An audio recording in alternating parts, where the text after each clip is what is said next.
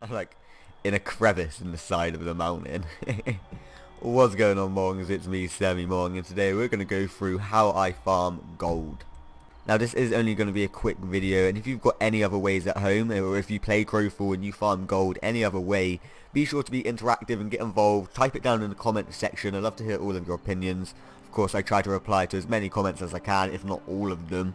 But yeah, I'd just like to see if there's any other ways out there to more efficiently farm gold.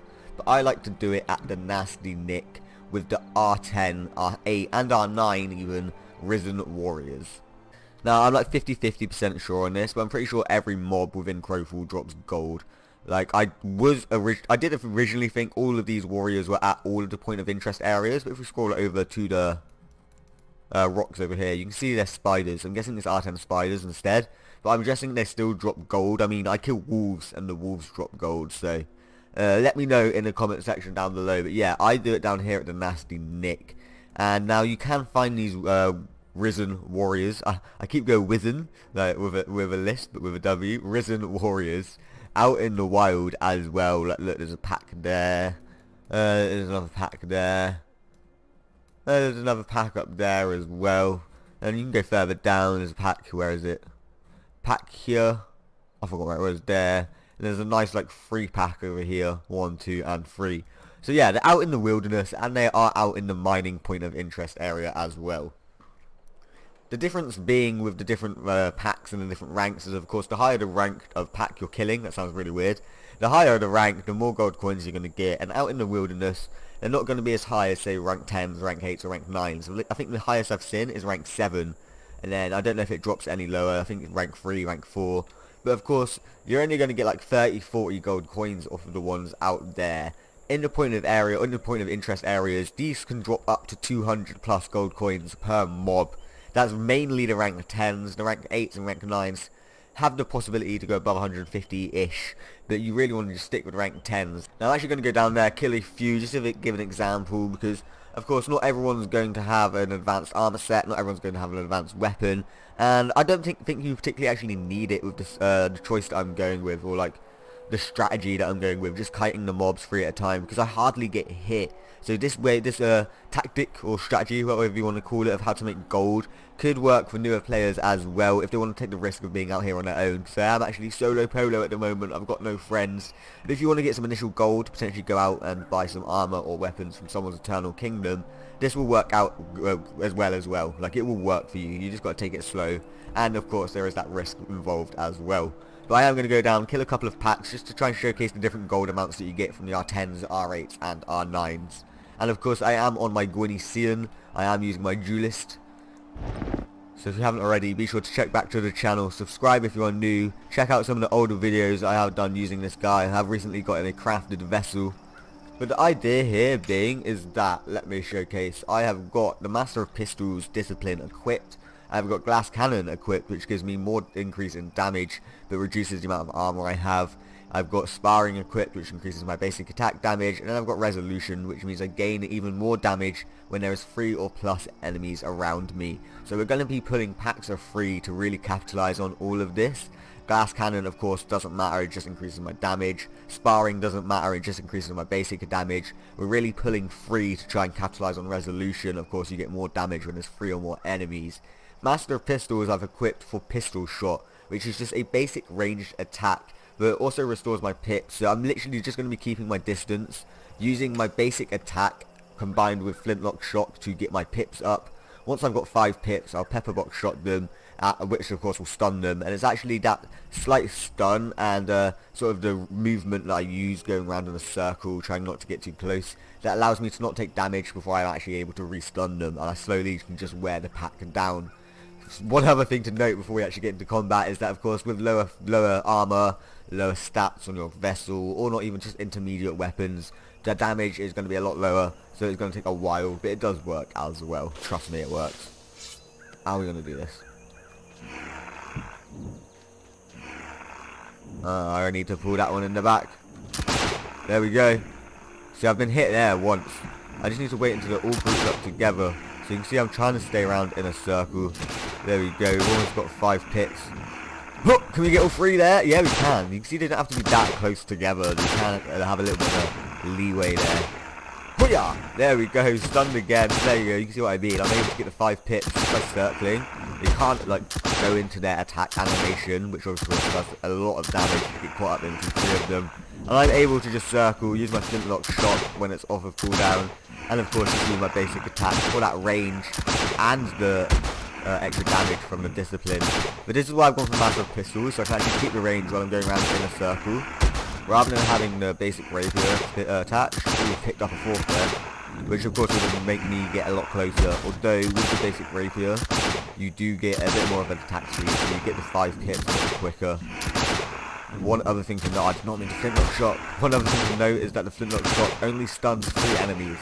So of course getting that 4th is not ideal, but if you continue on just like farming, going around in your circle, they shouldn't be able to attack you. We've almost actually got this pack down now. Oh, there we go. Got one more to do. This is what I really don't like though, is picking up another one mid-fight. Just messes up the respawn timers.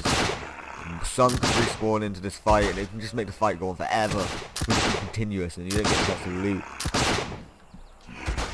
Oh, I didn't stun him there. I didn't get that 5th pip. Right, let me just finish off this guy, loot them, see what gold we got, and try and find the R9s.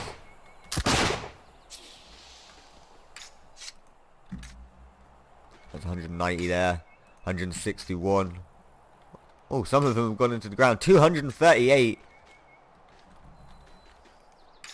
And 160. That one was sneaky there. I thought that was the same body there. So we've got one 200 there, 238, a couple of 160s, and I can't remember what the last one was. That's off the R10s. These respawn relatively quickly, and as I said, if you got the other, like, if that guy didn't join, it was just 2 packs of free.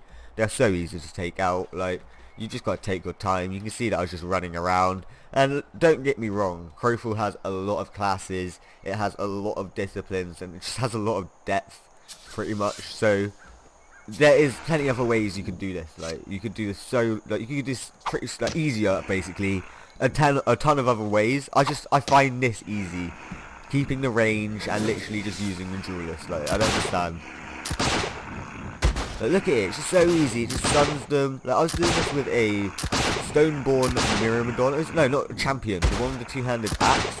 As I stunned them, like, he was waiting for me to get the first stun off, like the first pack stun, like that. And then he would go in with his whirlwind, because, like, there's only a couple of seconds, which I'm not stunning them. Look, that's 2-3 seconds in between, and that's not using flintlock shot.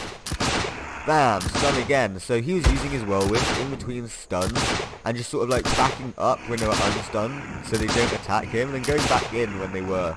Like, so you could increase the damage so much if you're like in a party. And I'm guessing there's other ways you can do it solo as well. So yeah, once again, get involved in the comment section down below. I want to see how other people do this. We've almost destroyed this pack now though.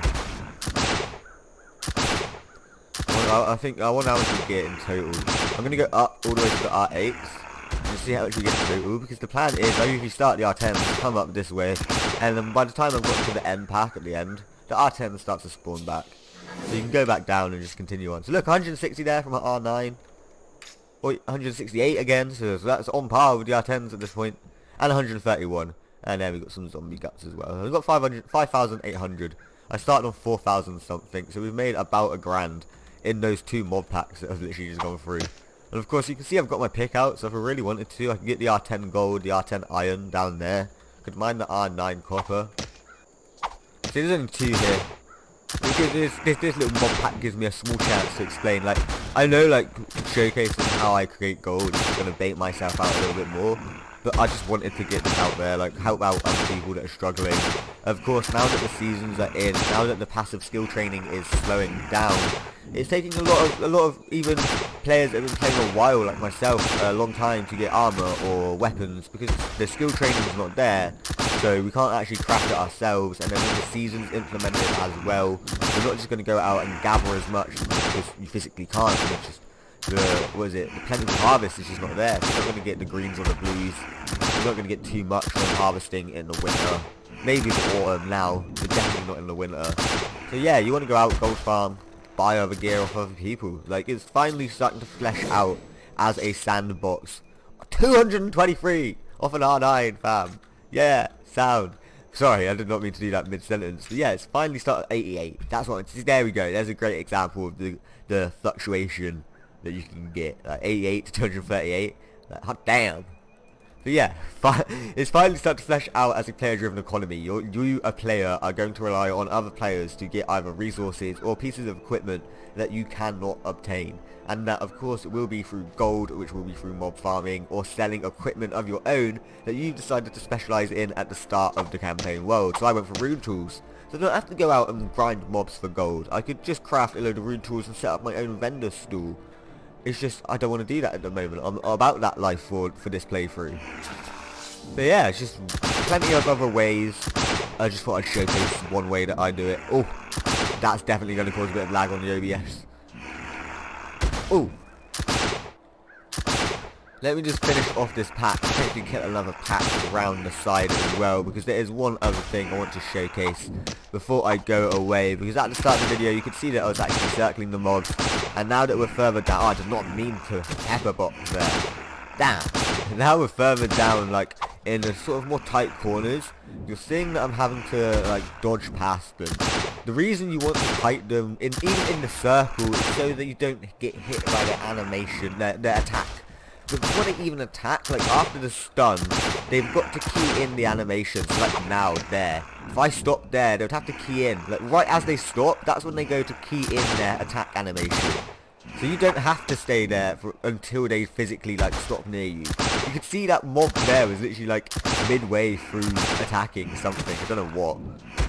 But that's what I mean. So you can just go in the circle, but especially in the tighter corners down this way, just watch out for when they stop and they key in the animation like that, or they're about to. Because obviously you're not going to get attacked if you're just not within range before like that key animation bit. I don't know if that makes sense for some players out there. Let me just see if I can showcase a little bit more. Let me just get close to me. Like, look, he went to, before he got stunned, he went to attack. So there, he's going to attack. Like, he's getting prepared to load that animation and attack. And actually, he glitched out there and got me a little bit quicker. I'm guessing that's because I was on the little side of the mountain. But you can see what I mean. You don't have to be too worryful. You don't have to play it too slow or too far away. You can see I've got full armor set on. It only get me 495. Guessing that'd be about 700, 800. One thing you definitely got to watch out for is when there's packs of 3 of them. But just watch out for that animation. Watch out for when they stop. And yeah, just make sure you're not caught in it. But let's see what these F8s or F8s, R8s give. 91. So the R8s really is the start of the drop-off. If I killed a few more, I reckon we'd see a few 100s. But look, 40 as well. So yeah, this is the corner of Nasty Nick. So this is probably where I turn back and go back down to the R10s. So let's do that. Let's finish up the video there to see if the R10s have spawned. Because to be honest with you, I want to get on RuneScape. So if RuneScape's something that you Mongs do enjoy, if you've played it as a kid or whatever, be sure to check back to the channel. Subscribe if you are new. I am starting my road to maxing a RuneScape account. So be sure to check out. Just, yeah, I'm so excited for that. I've never been so excited to play a game. I've been on it now for a good 2 weeks. But I've not made content. I need to start getting into the content creation. But let's skip all these R9s, but this does prove my point. By the time you get to the corridor, you can probably come back, kill these R9s. Oh god, he caught me there. And then kill the R10s at the end. And these would once again spawn back by the time you go back. What's a little sketched out about was the fact that I heard someone around earlier. I don't know if they're just mining at the top, or what. Like, there's definitely someone around. So this is this is like the awkward split. Whoa! Hey!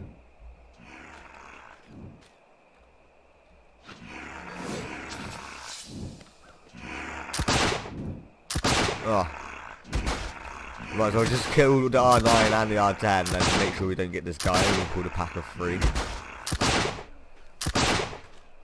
But yeah, guys, to round this up, this literally is just a strategy revolving around farming R10s with a Gwynisian duelist that has got range via the mastery of pistols and discipline.